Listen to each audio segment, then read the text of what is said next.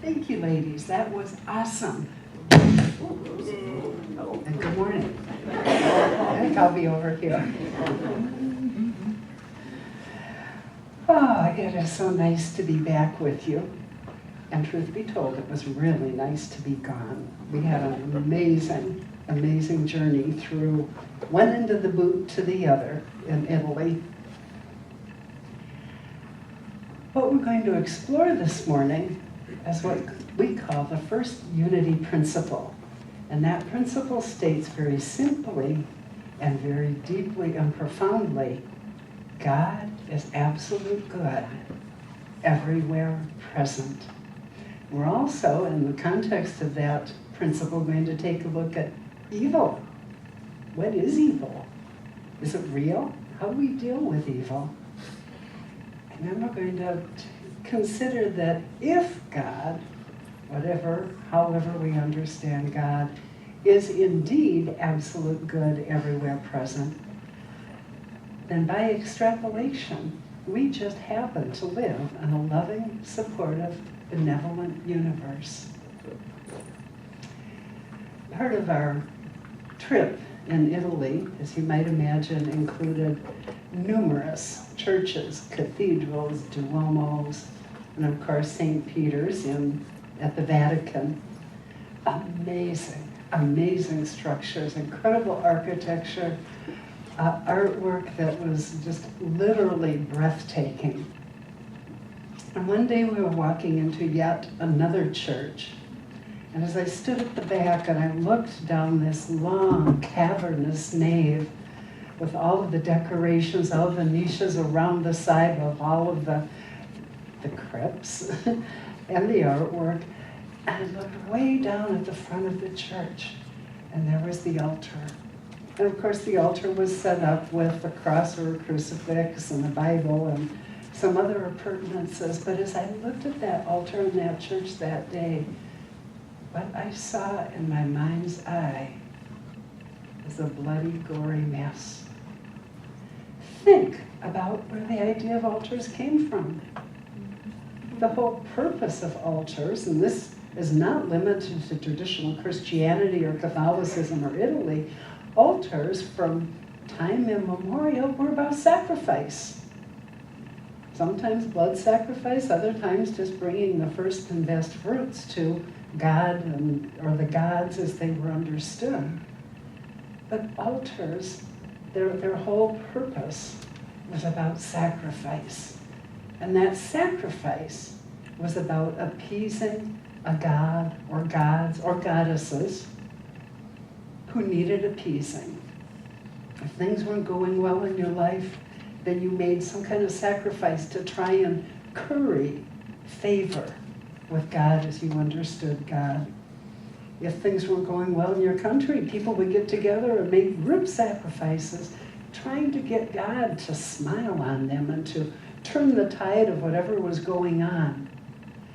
Altars, at their very core, was all about sucking up, if you will, to the God of their being, trying to get what they needed, to draw from God, to get God to respond in a certain way to a human need. That's why when you enter a unity facility, you're not likely to see an altar. Oh, we have a table here with things, but this is not the front and center of what we're all about. Because we're not all about appeasing a mercurial, jealous, angry, favoring or not God. And we understand that God isn't some father figure hanging in the sky somewhere, deciding whether or not we deserve to be blessed, or perhaps we deserve to be punished. In unity, we understand through this first unity principle that God, Mother, Father, God, however you understand and perceive that divine intelligence to be, is all good, all the time, and everywhere present. We don't have to curry God's favor. We can trust that God that is all good has created a universe and a world for us to enjoy that is also all good. And this universe, this world we have to enjoy that is all good, was actually divinely created for us to experience good. What if you knew that as absolute truth in your heart of hearts? That this whole world, this whole experience, your physical being, your body, and everything around you was created just for you to experience good and wonderful things. What if you could trust that that was what God was all about, and that is what we are all about? All good, all the time. We don't need to appease God. We don't need to do specific tap dances or go through various gyrations to get God to bless us. God is all good all the time. And as we focus on that, as we integrate that into our thought and into our being, we'll experience it more and more. And the Bhagavad Gita, God, as they perceive God, is saying, by me is the entire universe pervaded. All things are in me, and I am in them. Know that as the mighty wind blowing everywhere rests in the sky, all things created rest in me. This is just another way of saying God is everywhere present, all around us, within all of creation. It's all Mother, Father, God in expression, in, through, and as God's creation. And what we're all about when we wrap our arms around this first unity principle, we are invited and welcome to explore relationship with that good that is everywhere present. The question inevitably arises, if God is all good everywhere present, what about evil? Now let me ask you this. God that is all good, could God even create evil? I would suggest not. God could not beget what God is not. And yet we have an experience in our world, don't we, from time to time, of something that we would call evil, something we would call not right, something we would consider not good. Where does evil come from?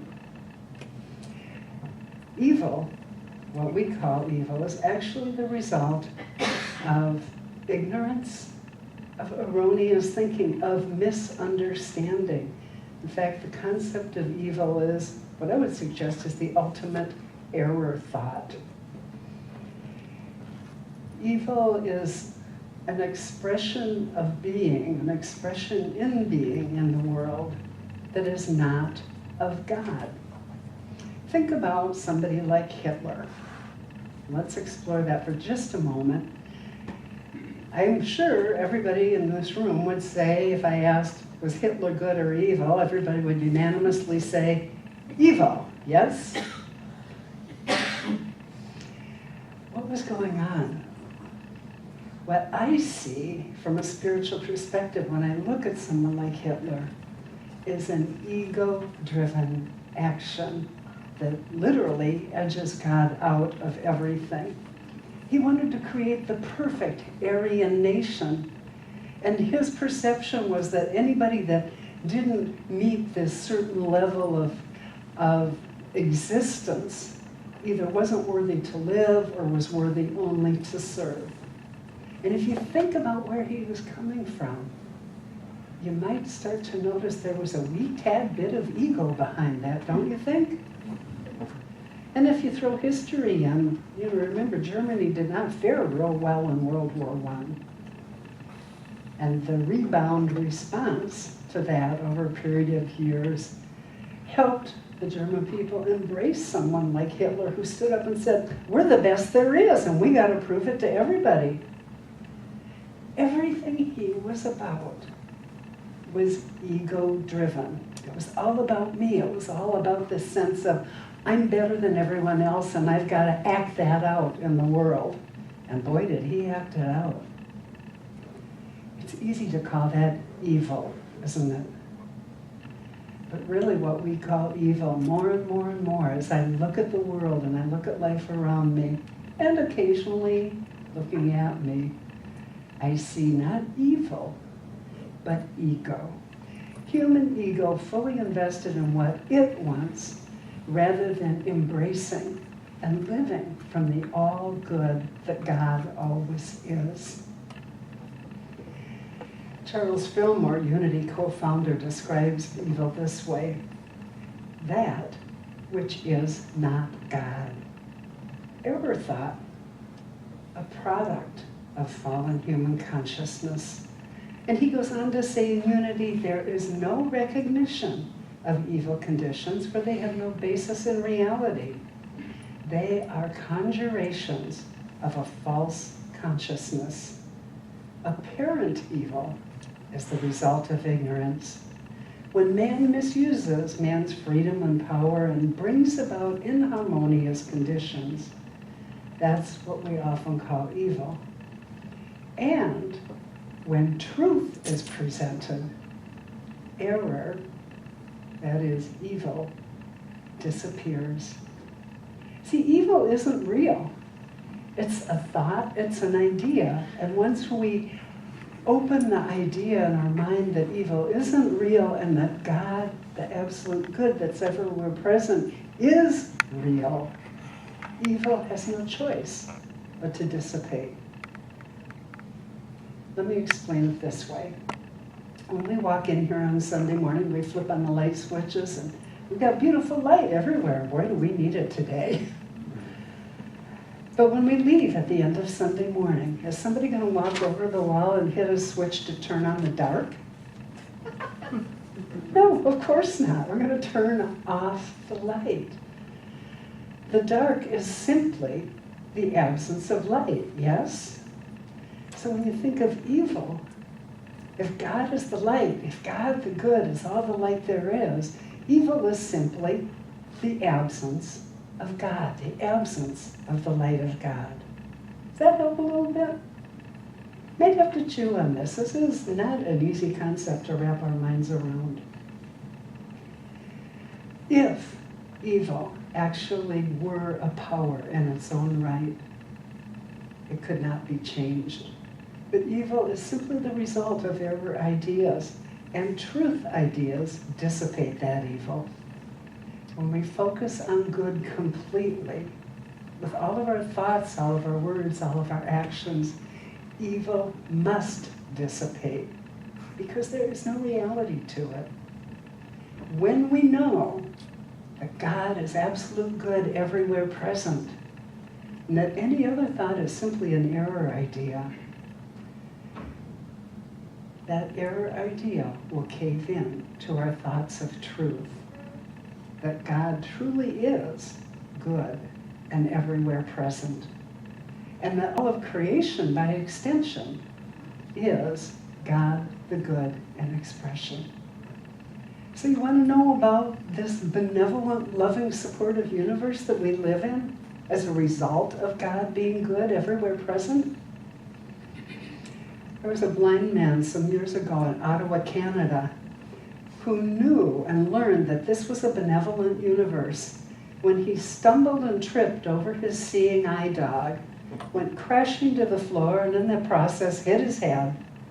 And as he laid and sprawled on the floor, taking inventory of the state of his body, he suddenly realized he could see again.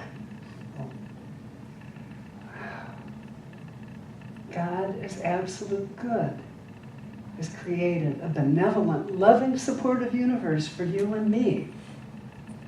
Charles Goodyear discovered this for himself in the midst of an argument with his brother. He was gesturing wildly, trying to make his point with his brother. And in that process, he knocked some rubber gum and sulfur onto a hot stove. The result was something we call vulcanized rubber an elastic, stable and tough material that has countless possible uses. Who hasn't heard of Goodyear tires? And it all came about because Charles Goodyear lives in a world where God is absolute good and everywhere present, and consequently, this is a loving, supportive universe. Another example is Mel Gibson. He reported for a screen test, all battered and bruised because the night before he'd been taken to task by some drunks and gotten roughed up a little bit. As a result of showing up for that screen test in less than optimal condition, he wound up cast in the lead of the Australian film Mad Max, which was his breakout role, because the role called for someone that looked weary, beaten, and scarred. Wow, something that appeared to be a challenge actually became a blessing for him, because we live in a loving, supportive, benevolent universe. I was talking with a woman just the other day. Our paths cross on occasion. Her name is Sue. When I was last talked with Sue, she was about to move. She was downsizing, regrouping, reorganizing, reordering her whole life, sold the family home and was about to move into a twin home.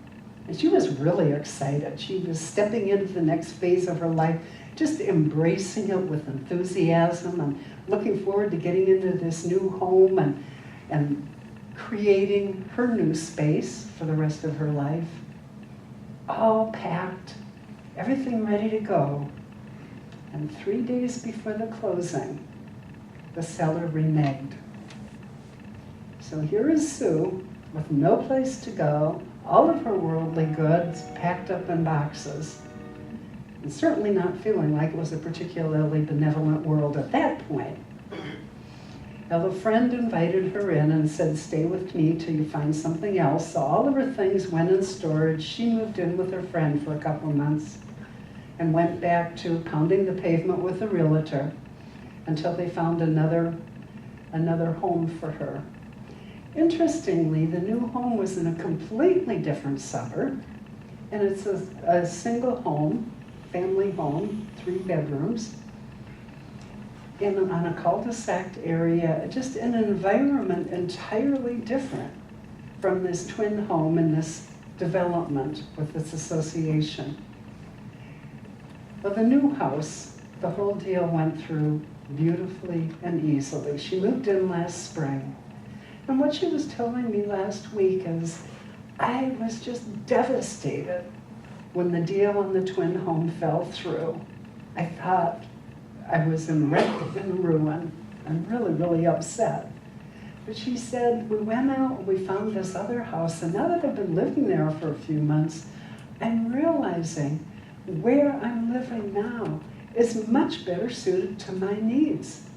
It's much better oriented to my activities in life, to my social involvements, to my children.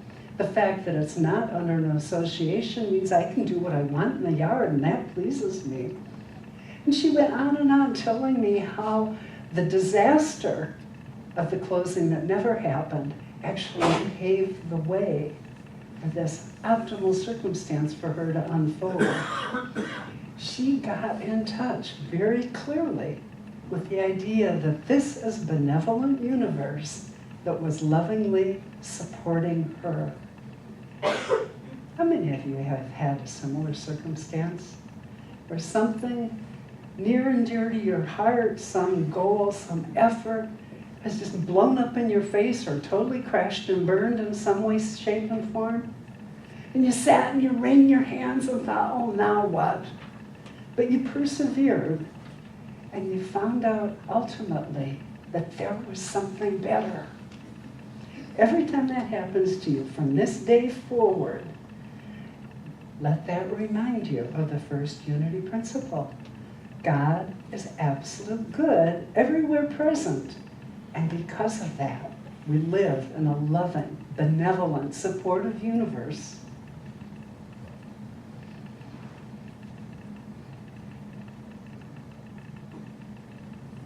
knowing this in our heart of hearts, knowing it from our experience in life, opens the door to trust. We can trust that we don't have to appease a demanding, egotistical deity. We can trust that there is no evil in reality, for such a God could never create evil. We can trust that to dissipate what appears to be evil, all we need to do is focus on the truth that God is all good all the time. And we can trust that because God is all good all the time, the universe in which we live, the world in which we live, is loving and supportive of our needs, of our desires, of our very highest good. Grab your bulletin and join me once more in our affirmation. It says, gratefully embracing the truth that I live in a benevolent, loving universe, I trust that it's all good all the time, for this is the very nature of the Creator and all of creation.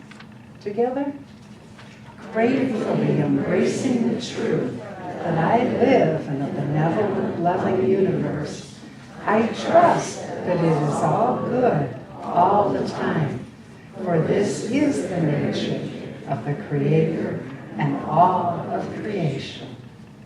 And so, my friends, it is. Now let's take this truth, this deep and profound and uplifting truth, deep into our being and our time of prayer and meditation. So sit back and relax. Be aware that the chair that is supporting you is reminding you just how lovingly supported you are in this world.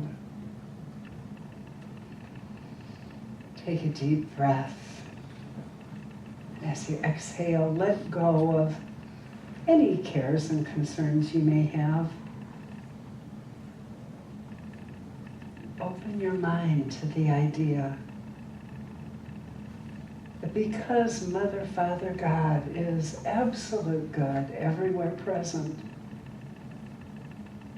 that is precisely the absolute good that is playing out in your life, that's unfolding in your life right now. Trusting this spiritual truth, we relax, we let go, and we become aware of our innate unity with Mother, Father, God, with all that God is in the silence.